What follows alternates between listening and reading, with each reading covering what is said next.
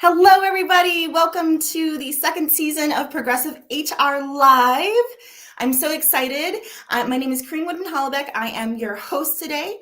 I'm the founder of Progressive HR Live, founder of Progressive HR and the host of Progressive HR Live. And I'm here with Marnie Robbins, who is the head of people at Podsights. Hi, Marnie. How are you doing today?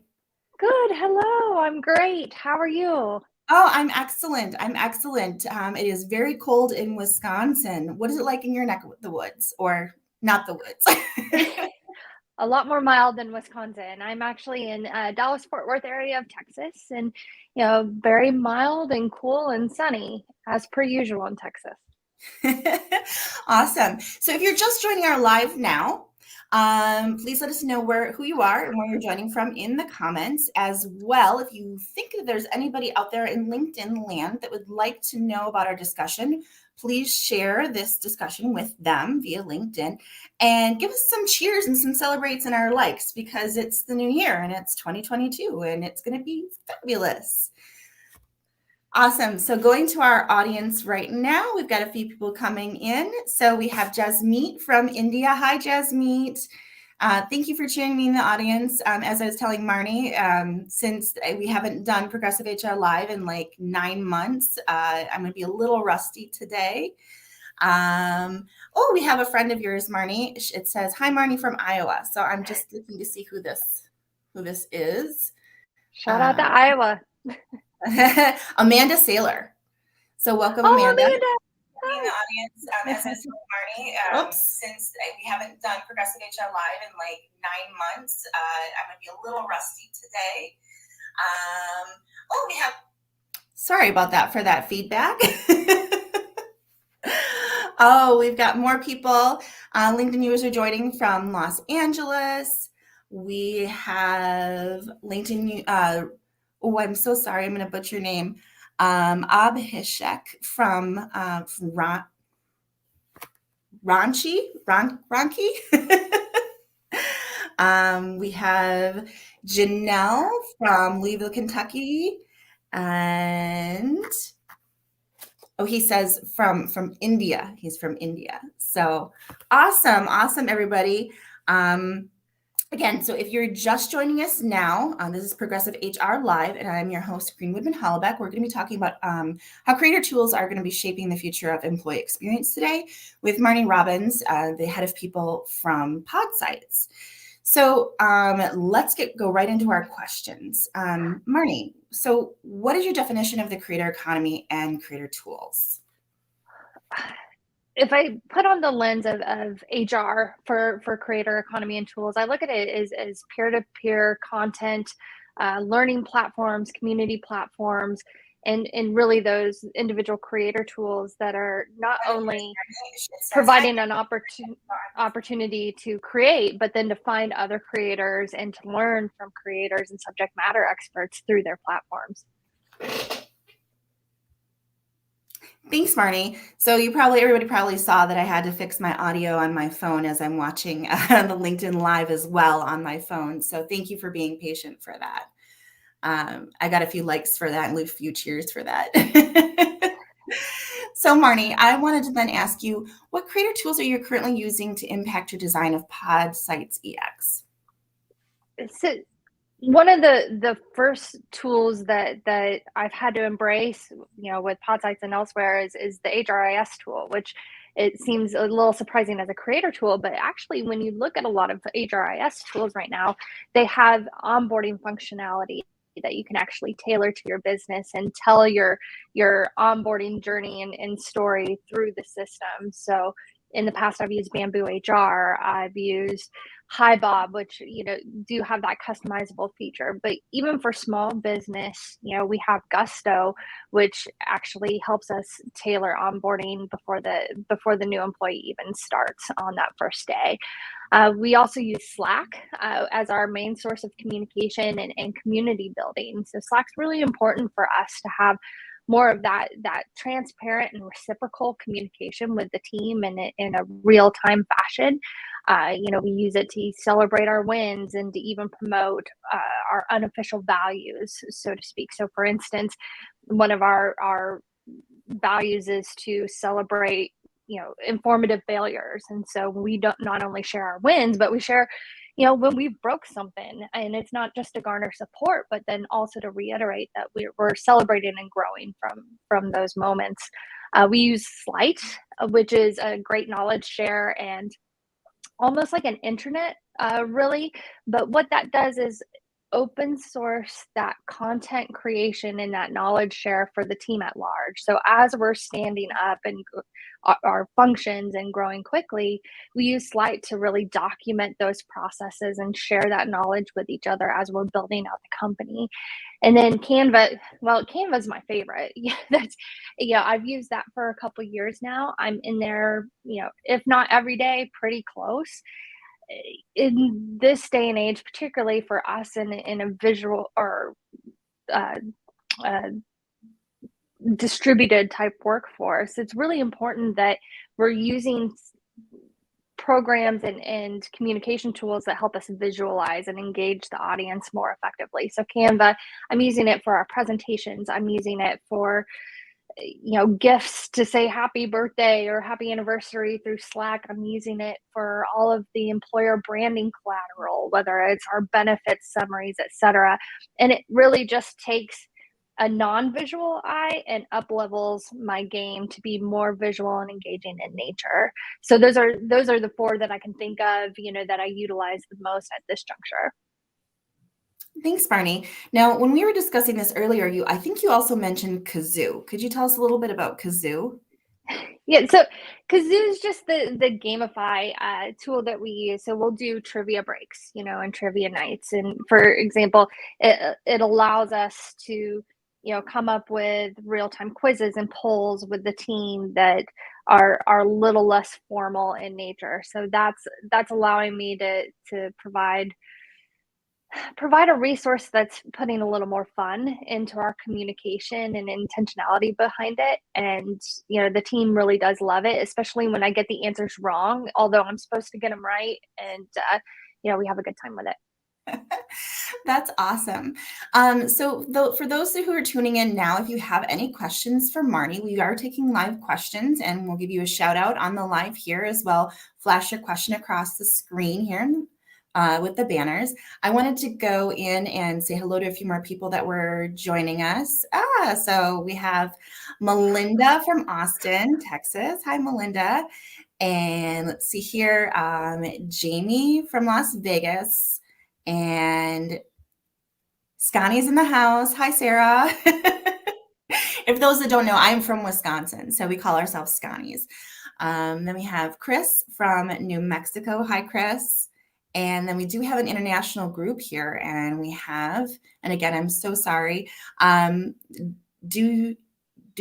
not so great with like names. So Doogie, maybe from Turkey. So thank you everyone for joining in. Again, if you have any questions for Marnie or for myself, let us know by throwing those in the comments and we'll get back to our questions now. So actually, I wanted to ask the audience a question. What creator tools are you using for your role? I know myself, I use Canva a lot. And then, of course, I use StreamYard to produce the lives. So let us know in the comments what creator tools you're using for your role.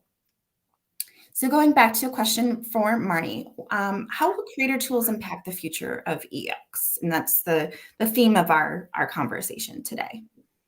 Yeah, the first thing that these tools, I've seen actually impact employee experience is the data piece. These tools not only provide us an opportunity to create a new type of employee experience and a more robust employee experience, but they also provide us with the data to actually analyze the performance and the effectiveness of some of these programs and the content that we're releasing out to our teams. So then we can kind of iterate and improve on these programs. And I think the data piece is actually going to help shape the way that we use creator tools going forward. So that's a really big part of it. I'm also really interested in the open source aspect of it.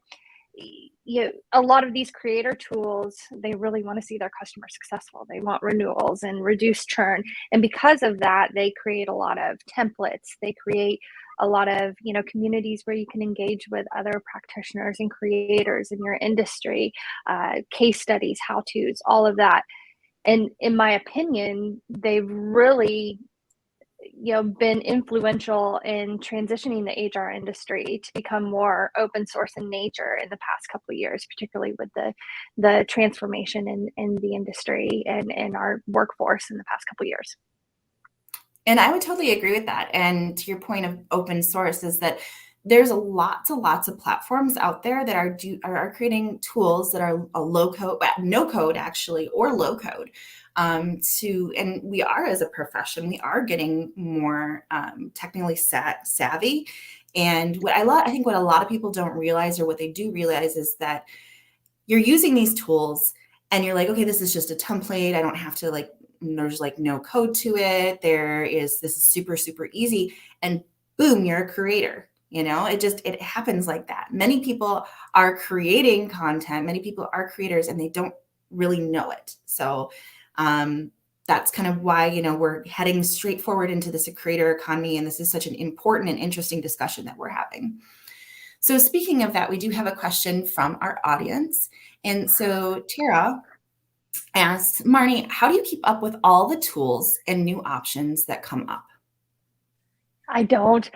There's a lot of tools out there, but no, actually, the way that I've kept informed is by following people like Corrine and her LinkedIn post and content. But HR Accelerator with Lars Schmidt is another. I belong to the Slack community there, where they talk a lot about HR technology trends and what products and services are out there. So really embracing, as I mentioned, that open source community has been integral in making sure that I'm staying at the bleeding edge of the industry, and without getting bombarded of like a Google search, by tapping into my community and the other HR practitioners out there. I'm able to understand what's been effective, what people are actually using, and how it applies to our jobs. Really great. Thank you. Thank you so much for the props and the kudos. I appreciate that. I would add too that if you're kind of more interested in kind of the VC side of the options and the creator tools, you can follow George LaRoque. And then also Anita Letnick is also a very great resource. So I completely agree with you about Lars. He's fabulous. And then, okay, so this is a little bit of a long question, audience, so bear with me here. In a recent post, Marnie, you discussed that the Formula One team, the Mercedes Formula One team, held a parade and fireworks to thank an employee that was leaving the organization. And you had mentioned that as leaders, we can expect many more transitions in 2022. Completely agree with that. And that is your perspective on employee experience, that it's designed by all the moments within an organization, from the exhilaration of being hired to the way that we made them feel when they left. So you say the goal, now listen everyone, the goal is to be the employer people are proud to come from. So please tell us more about how you're making that happen at Podsights. Yeah, so I feel like Podsights actually started that experience and focus on experience before I even arrived. And what I mean by that is they looked to hire their first head of people at about 30 employees, which is slightly before what you see from a lot of startups, and smartly so, which that allowed me to really join the organization and jumpstart my work on laying the groundwork for creating an environment and culture that is centered around those unofficial values that they've been discussing as co-founders, and really focusing on the story and communication. And those unofficial values that we have right now, that is curiosity, ambition, celebrating from our informative failures, as I mentioned before, and then of course fun. So not taking ourselves too seriously. So with that said, one of my first jobs is to define a common language around what that means, being really clear from the moment of hire or even before then of what it means to work at Podsights, what that experience looks like, all the way till after they leave the company. And so, the framework that we're leaning into first is, okay, we're hiring all these really smart people, so how do we provide them really interesting work that they have stake in, that they also can share what they're learning with each other. So again, going back to that communication, and it becomes more complex as we grow in numbers. Right now we're at 30, but pretty soon, hopefully we'll be closer to 100, and it becomes a little more complex having that intentional and really uh, genuine communication and open communication. So, as an example, to prepare for that, we're revamping our biweekly meetings, all hands meetings, to be a little more dynamic and diverse in nature, where we're planning on focusing on three different areas. And the first topic that we really want to lean into, of course, is management, company updates, strategy, organizational changes, what that means for the team, how it affects them, and how they can help with the change. And then finance and funding, of course, which is, of course, really important in a startup type world. So, second topic that we lean into is team contribution. So we're going to be looking at, achievements across the teams when we finish up a project, what our learnings are from those projects, and then, a common understanding of what the problems we encountered were, what tools we used, what we learned, and how we're going to move forward.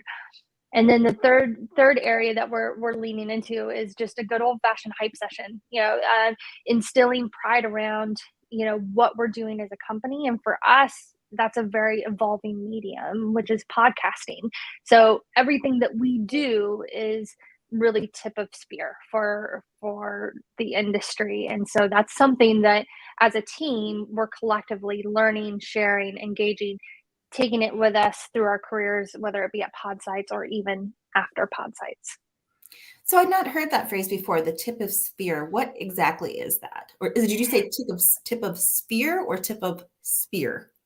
Tip of spear. I actually stole it from my boss. He used it the other day, but to me, it's the equivalent of bleeding edge. Yeah, and being the first. Everything that we do within the podcast industry and advertising industry is a problem statement that hasn't necessarily been solved before, which is a real value proposition for our team. They are the first to be doing some of the things that we're doing, and so that's something that they can definitely hang their hat on moving forward. So in talking about creator tools and the way that you are communicating and engaging and creating an employee experience for the workers at Podsights, can you tell me, like, when did you think of yourself? When did you start thinking of yourself as a creator? That's such a good question. I think when I entered technology and initially in itself was when I started to think as myself as a creator, because what I'm doing is taking the vision and the values that whether my co-founder, CEOs, you name it, that they're trying to articulate and get out to the team, and I'm creating a narrative around that. I'm creating content and really focusing on providing an environment and network that a team of people can use to move toward a common goal, but in an engaging fashion. So I think as I was creating this content and as I'm creating these experiences, whether they're virtually or in person, that's really where you start to wear that creator hat. Thanks, Marnie. So to the audience, little poll we're going to do here.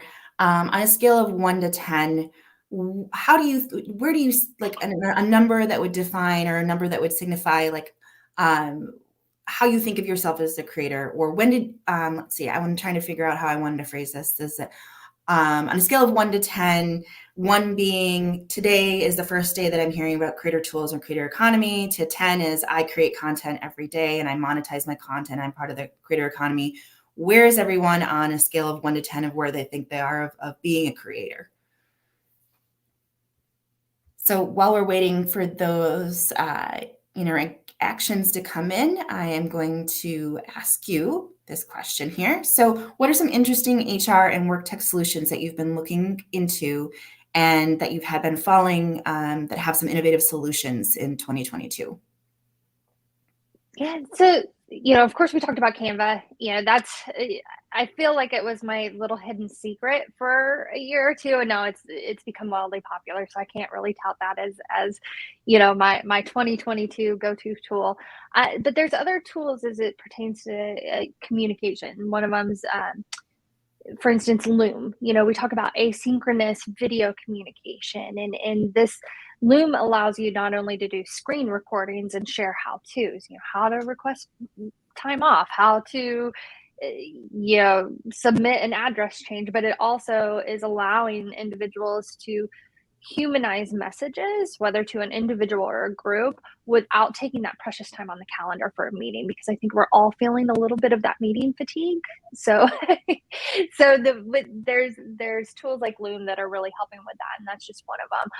The other tool from a communication standpoint that's really interesting to me right now is tools like Work from Homey. This Work from Homey provides virtual experiences, and I think anyone who's in that CPO seat or HR head of people, a lot of times we're tasked with how do we provide these really engaging and immersive experiences for our team to help foster strong culture when we're in a virtual environment. And so these type of tools are helping maybe push the needle and a little more turnkey in the approach of how do I provide these experiences for them without being an event planner myself in a virtual environment. And then the other important area that I see for tools into 2022 is leadership skills. How do we support our leaders, and how do we make them creators and holistic leaders? Josh Berzin came out with his 2022 predictions, and one of the things he talked about are power skills, and how do we train people on power skills. Well, we need to help our leaders be able to have those conversations. So finding platforms that are, maybe a little more micro learning in nature that can help them with their communication skills, like how to have a good one-on-one facilitation in a virtual environment, is really interesting to me. And then there's one of the things that Josh Berzin's report brought up is the digitization of coaching, which I thought was really interesting, because the companies like BetterUp are connecting coaches with employees at all levels, not just management. Before it was really limited to management and executive teams, and now there's these companies that are helping democratize coaching for all.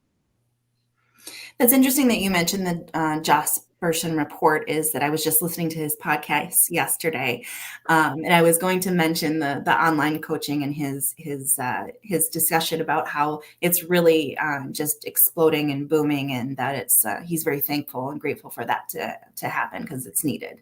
So I'm a fan of Josh Berzin, although I don't believe in what he says about the creator economy. So we can get to another time. So to our audience really quickly, some responses on our poll. Melinda says she's a 7 to 8. Great job, Melinda. Tara says she's about a 3. And Janelle says that she's 6 to 7. So Tara, stick with Progressive HR Live. We're going to be talking a lot about the creator economy coming up. And also this whole month I really am talking about the creator economy. So number of people. And, I don't know about you, Marnie, but it's just something I'm really excited for. I think it's going to be an awesome, awesome time in the history of HR too, as well. So, okay, going back, I'm looking at where we are in our questions. Well, I should ask the audience, does anyone have a question for Marnie before we move on? Let us know in the comments. Give us some likes, some celebrations. And if you're just joining us now, we're almost to the halfway point. Let us know who you are and where you're joining from. And this is Progressive HR Live, and I'm your host, Green Woodman-Hallbeck. Let's see here. Oh, here's an interesting one. So what news or current topics are you paying attention to, and why right now?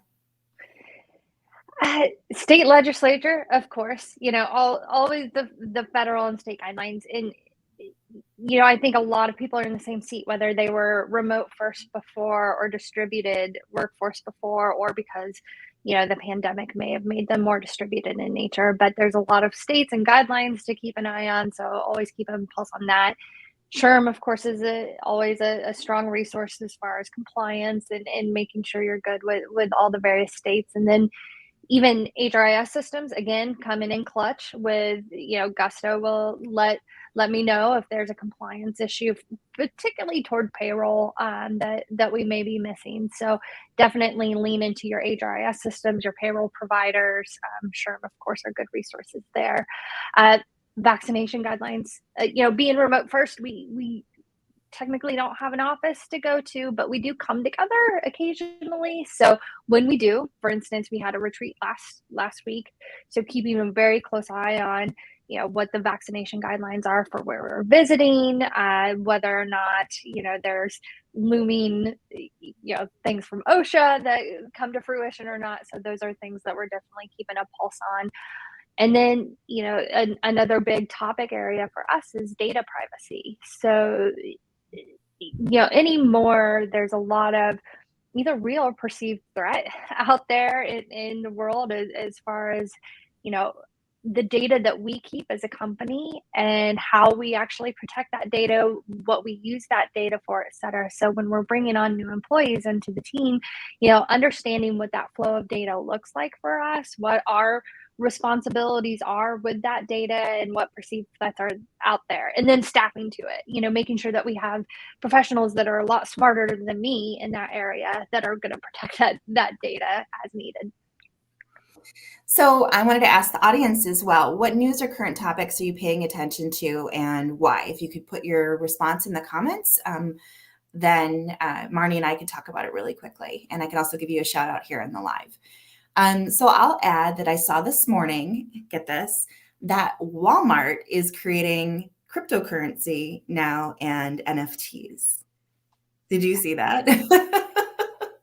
No, but it doesn't surprise me. That's actually really top of mind is how do cryptocurrency and NFTs actually affect the way that we compensate people in the future? How do we, there's a lot of NFT conversation at Podsights. So we do it for fun. We have an NFT channel that we talk about investing in that.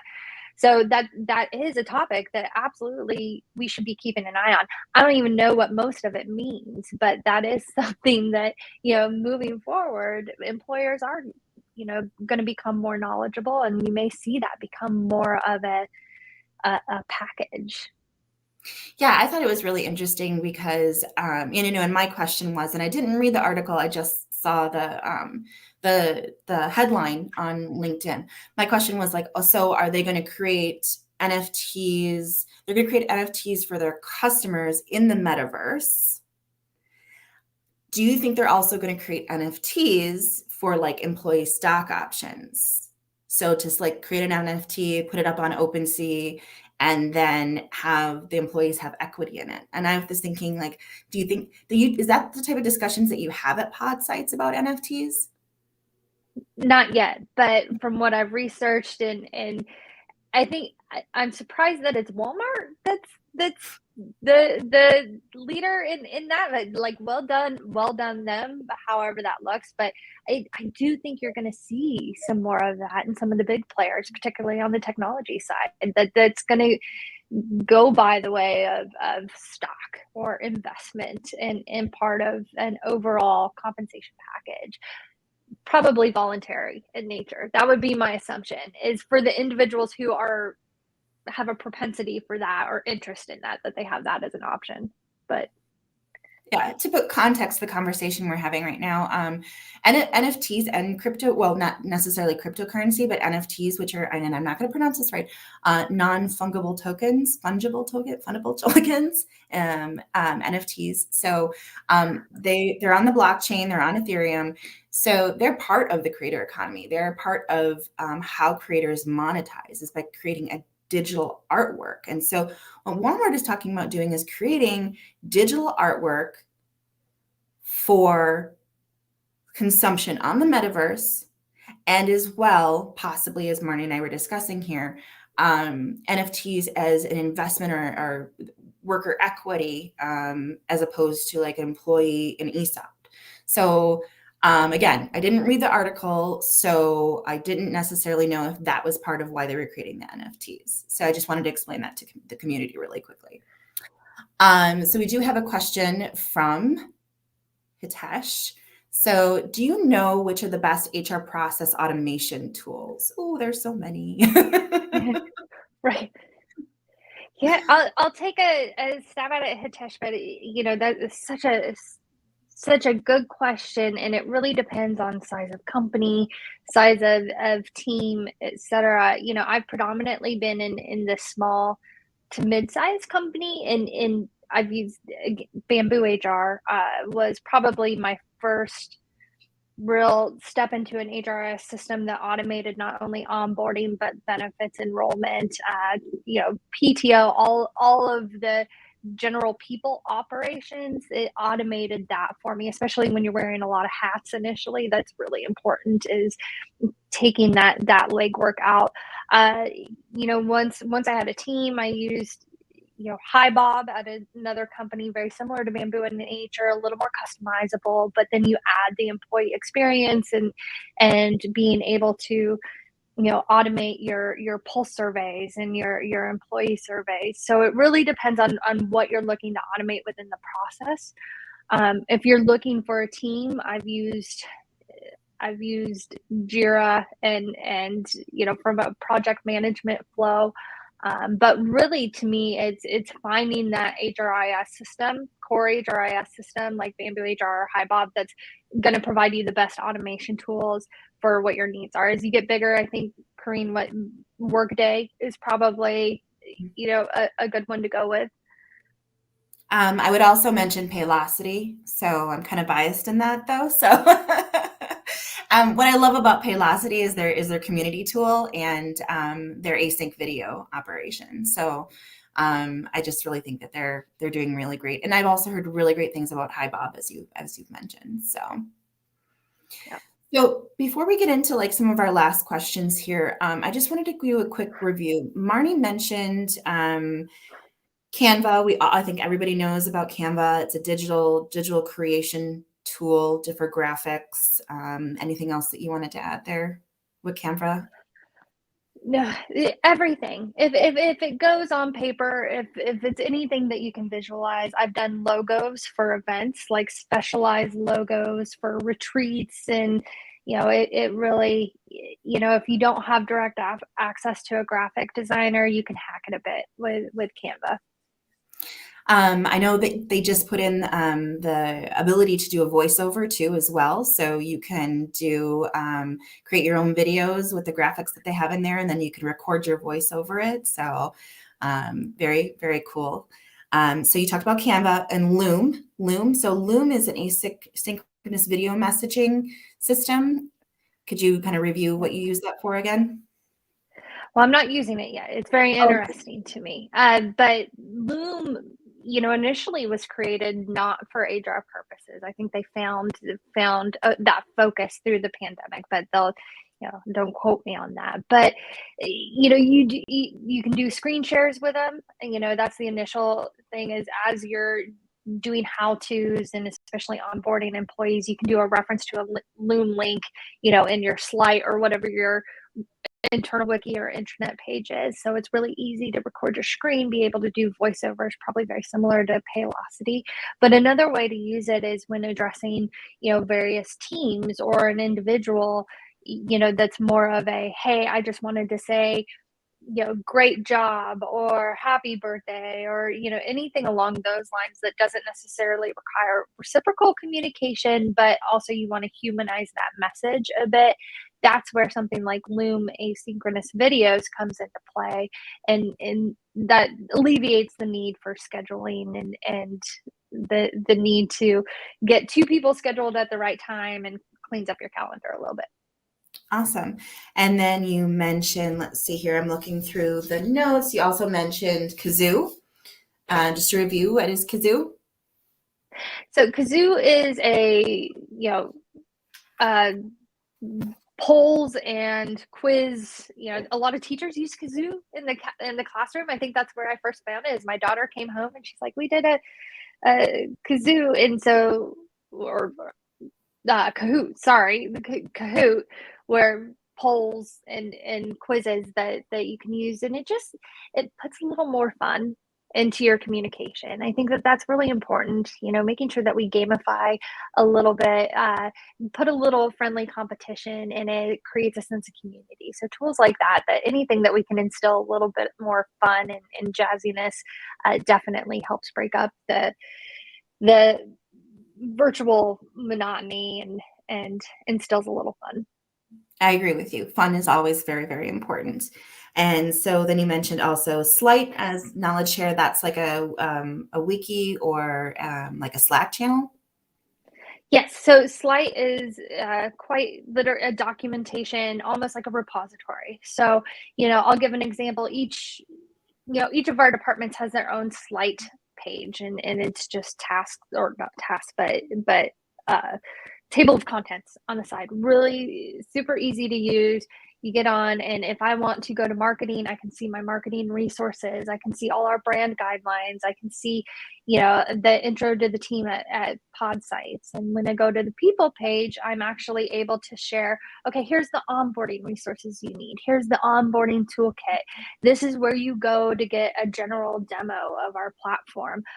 Here's the benefits that we have, all in on-demand fashion, so they don't have to come to me for everything, or they don't have to come to their manager. They have it right at the tips of their fingertip, or at the tips of their fingers. So that's where Slight is really helping with that, is that on-demand information and learning.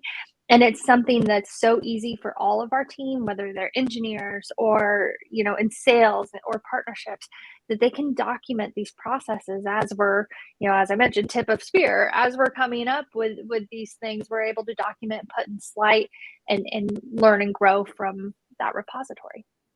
So yeah, that's one of the platforms that I definitely did not know about before you and I had this conversation. So I appreciate that. I was like learning new things. So other than the core RH, why am I messing up that? So HRIS. Other than the core systems, you mentioned HiBob and we mentioned Paylocity. Am I missing any other platforms or information that we missed that we talked about that we may want to go over again for the audience? No, the only thing that came to mind, particularly with dealing with the creator economy and their toolkit, is, we utilize Google Suite, so there, or whether it's Microsoft Team, whatever suite we're using, we utilize, Google Docs and, Drives in much more of a share type aspect. So as you're creating, being able to bring in contributors, like you can work on a document in real time together on the same document, which I think a lot of people are familiar with already, particularly in the last couple of years. But that's something to make note of, that's really changed the way that we create, especially as a team. We're able to collaborate in a much easier real-time fashion than we ever have before, just by using Google Suite or Microsoft Suite or whatever Office product you're using. No, I think that's a very good point. And it goes back to what we were saying before, is a lot of people don't think they're part of the creator economy or don't think they're creators. But, when it comes down to it, you are creating. A creator is someone who makes something. A creator is someone who makes something for value of other people, whether you're in a self-employment role, a gig role, or an employment role. So, or you're in the people function. So before we get into go ahead. You wanted to make a comment? Nope, just agreeing. Okay. Thank you.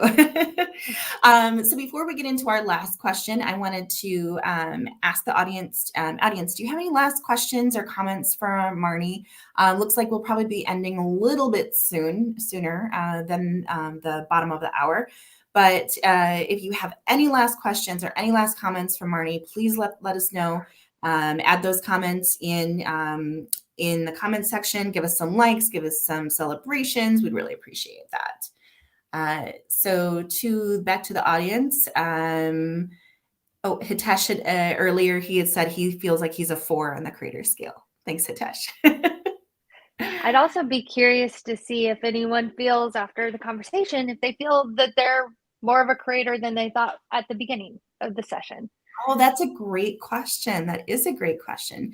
So we'll poll everybody again. Um, where do you feel that on the scale of 1 to 10, do you feel you're more towards the creator? And now that we've had this conversation, are you still back still where you were? So I'm kind of looking to what did we have? Melinda, we had Tara, and we had Janelle respond. So let us know, Melinda, Tara, and Janelle, and everybody else who's on watching. So we have about 30 people upwards of watching. So let us know. All right. So while we're waiting for those results, I'm going to ask our last question here. So digital transformation is accelerated by the pandemic. In your opinion, what's next? One of the things that I was thinking about that you actually brought up already was the NFT and the Cryptocurrency. NFTs and cryptocurrency. Thank you. But those two things. But for us, in my opinion, what's next is AI and the metaverse.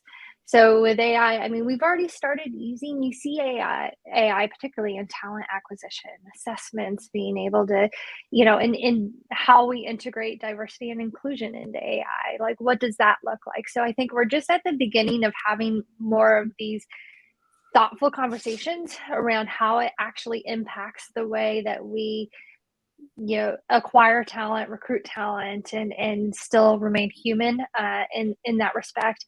And then the metaverse is really this term that I still don't quite understand, and I don't think too many people in our role do, but I also understand that we may learn more of that through this upcoming 2022. We're going to probably have a little more definition about what that looks like in the people role, the people ops role, or HR role, and when I think of metaverse, I think of creating an environment, a holistic environment for our team to work and to communicate and collaborate and actually, operate in when they're in their workspace. And so what does that look like, and what tools are out there to provide that? So that's what I think we're going to hear a lot more of going into 2022. I think that's really interesting. And to your point, even though I'm like love technology and love new technology, especially, I'm not really sure I'm feeling this metaverse thing. I think it's kind of cool to have Louis Vuitton and Nike and different fashion houses create clothing in the metaverse. For me to feel like I want to be an avatar in the metaverse and buy the clothing to put on my avatar, I'm not really sure I'm there yet. So yeah, you and me both. I even to be an avatar at work, it actually takes away from that human nature, which is not what I've tried to accomplish in my role. So, there is that aspect of, okay, we need to understand what that means and whether or not we actually want to subscribe to it as well. Yeah. And similar to, I think they have that show, the show on regular TV about the singers who have avatars that sing for them. I mean, do we see this as this being, having avatars interview for people? Can I be on like 5 different interviews at one time with my avatar? Is that something that's possible? And what's the policy with that? And do we want to start hiring people in the metaverse to work in the metaverse? Right. I don't know. It scares me a little. Audience, what are your feelings on that? I'm going to go into our comments because I see we have 4 comments about our creator question about, but I also want to know, audience, what do you feel about the metaverse? Like, what are your thoughts? Like, yay or nay? We're still feeling it out. So, Tara says, I don't think I'm more than I did think, but I'm definitely more motivated to work on it. Thank you. Thanks, Tara. Awesome. And then Melinda says, I feel more confident with an 8 now. All right, an 8. Let's see here. And Janelle says, still the same relative to the tools I use today. However, this conversation has opened my eyes to another creator tools I should be using. Yes, I would agree. Yes. Thanks, Janelle. Oh, and then I think Tara said something. Thanks, ladies. This is a great session. I appreciate all the info. Hey, thanks, Tara. And thank you for everybody for joining us for this first episode. And I should mention, Tara taught me all that I knew when I first got into HR. So awesome. Yeah, thanks. So happy we're providing value for everyone. And this is what this show is for. It's to provide value for our progressive HR community about things that are happening in the HR tech and the work tech world, because it's changing so fast. We can't individually, we can't keep up, but collectively we can make it go. We can educate ourselves, and we can totally be as Marnie would say, on the spear of it. The spear. I'm not saying it right. What? Tip of spear. Tip of spear. Yes, exactly. So that was our last question. We can end a little bit early here. I've got a few little summarization points, but if there's anybody that has questions or has the comment about the metaverse before we end, there's a 30-second delay. I was telling Marnie is that there's a 30-second delay from when I say something or ask a question to when you receive it on LinkedIn, and then 30-second delay from when you post something on LinkedIn to when we receive it here. So I could say I love streaming. It could get a little bit better. So Hitesh says, thank you both. This is a great session and value to us. Thank you, Hitesh, for joining us. And then Melinda says, thank you. It was great. Thanks for building this community. Oh, thank you, Melinda. All right. So back to the summarization here. So I want to let everybody know that you can follow Marnie Robbins on LinkedIn, or you can visit Podsights, www.podsights.com. Just a quick review. Podsights is an organization that, Marnie? We help the podcast industry, and we help advertisers for the podcast industry understand where they need to advertise. Awesome. And then Marnie, what kind of content do you create on LinkedIn? Why should we follow you? What should we follow you for? Whatever's on my mind that week. But I tend to post a little more of the people first topics. Try to, as I see something, particularly as it pertains to communicating with employees, how we approach employees in our teams. That's what I'm really going to be posting around, is more of just changing mindset and the way that we approach, the way that we treat our employees and in our teams and our companies and each other. And that's communication and all things people operations. Awesome. And then with working with Podsights, Marnie also has a lot of experience with high growth startups. So so you can talk to Marnie. That too. Yeah. Yeah. Lots of hats. So again, you can follow Marnie Robbins on LinkedIn or visit www.podsights.com. For me, you can follow me, Corrine Woodman Hollebeck.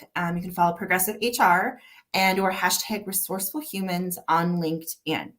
If you have any questions about the show today, or really any questions at all about work tech, HR tech, the creator economy, about new work ways, DM me through LinkedIn. That is the best way to get a hold of me. So, and wanted to let you guys know that we have many more Progressive HR Live shows coming up.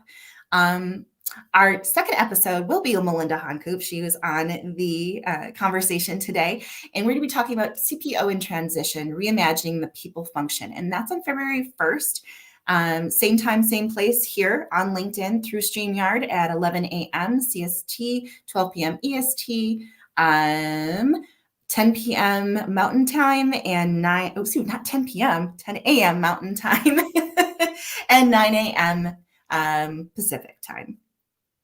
And then our third episode coming up is Robert Brown, the CEO of Lumo. Lumo is a work tech organization, and we're going to be talking about HX, Human Experience Tech, and which is the modern approach to employee listening. And that's on February 15th.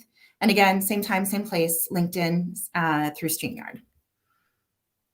So I wanted to say thank you so much, Marnie, for joining me on the first episode of season 2 of Progressive HR Live. Thank you so much for kicking everything off. Thank you for putting up with me with my little quips and hiccups here as we're getting used to coming back into the season of streaming. I greatly appreciate you. Thanks for having me. This has been so much fun. I appreciate, and thanks for everyone who joined. I really appreciate having an opportunity to chat with you all and be a part of the community. And then I wanted to thank our audience. Thank you, Resourceful Humans, for joining us today. I know that there are a lot of noise and there's a lot of things that are taking you out of your schedules today. And so greatly appreciate you joining us and sharing your time with us. So if you are looking for more information on Progressive HR Live and Progressive HR, search for Progressive HR Newsletter, which is a biweekly newsletter I just launched last week on Saturday. So if you're looking to keep up with the Progressive HR Live and know what about our upcoming streams, as well as some of the news that Marnie and I are talking about and some of the news in HR and work tech, please subscribe to that newsletter. I think we're up to almost 3,000 subscribers for just launching last week. So very popular. And so that is it for our stream today, everyone. We are ending 10 minutes early, so you guys can grab a cup of coffee. You can go hug your kids if you're working at home, or hug your dog if you don't have kids, or hug your cat. And Marnie did say that she was going to have her cat make an appearance, or her cat might make an appearance, but he hasn't. He hasn't. So what happened? I don't know. I think he got upset with me and decided, well, fine, I'm not. He's a cat.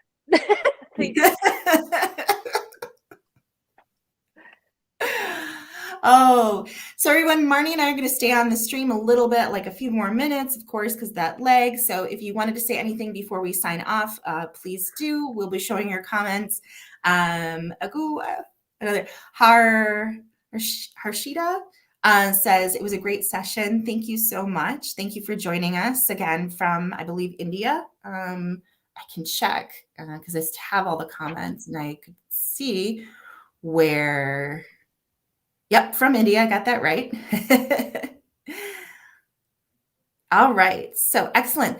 Marnie, was there anything that you wanted to say before we end the broadcast? No, just have a great 2022. I look forward to connecting with you all, and let me know if you need anything. And everyone, again, remember to follow Marnie on LinkedIn. Love her posts. She's got amazing posts. Thanks, everybody. We're going to be signing off now. Have a great day, Resourceful Humans.